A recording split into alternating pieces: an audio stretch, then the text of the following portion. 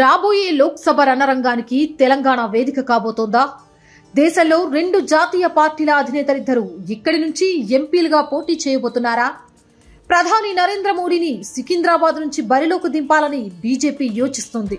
మోడీని సికింద్రాబాద్ నుంచి పోటీ చేయించడానికి ఎప్పటి నుంచో ప్రయత్నాలు జరుగుతున్నాయి.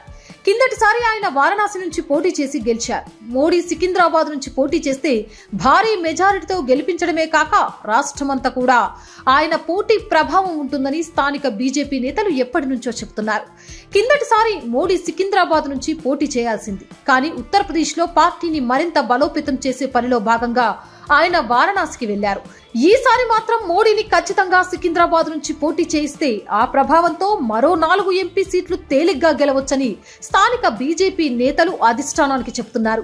ఈ విషయంలో ఇప్పటికే ఇంటెలిజెన్స్ నివేదికలు కూడా తెప్పించుకున్నారు. ప్రస్తుతం సికింద్రాబాద్ ఎంపీ నియోజకవర్గానికి కేంద్ర మంత్రి కిషన్ రెడ్డి ప్రాతినిధ్యం వహిస్తున్నారు.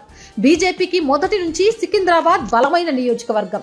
స్థానిక నేతల విజ్ఞప్తిని మన్నించి మోడీ గనక సికింద్రాబాద్ నుంచి పోటీకి దిగితే దేశం మొత్తం ఇటువైపు చూస్తుంది. ఇక కాంగ్రెస్ కూడా సోనియా గాంధీని మెదక్ నుంచి లోక్సభ ఎంపీగా బరిలో దింపాలనే యోచనలో ఉంది. సోనియా ఇప్పటికే ఆరోగ్య కారణాల రీత్యా హైదరాబాద్ షిఫ్ట్ అవ్వాలనే ఆలోచనలో ఉన్నారు. ఎలాగో ఇక్కడే ఉంటారు కనుక మెదక్ నుంచి పోటీ చేస్తే అధినేత్రిని ఖచ్చితంగా గెలిపించుకుంటామని స్థానిక కాంగ్రెస్ నేతలు అధిష్టానానికి ఇప్పటికే విజ్ఞప్తి చేశారు. తెలంగాణతో తనకు ప్రత్యేక అనుబంధం ఉందని సోనియా మొదటి నుంచి చెప్పుకుంటున్నారు. తెలంగాణ ఇచ్చింది సోనియా అని కాంగ్రెస్ ఇప్పటికీ ప్రచారం చేసుకుంటూనే ఉంది.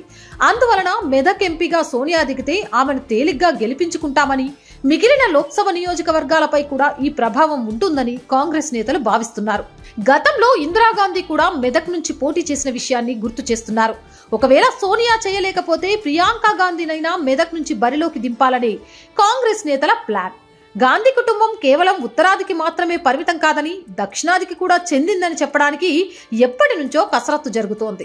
రాహుల్ గాంధీ ఇప్పటికే కేరళలోని వాయనాడికి ఎంపీగా ఉన్నారు.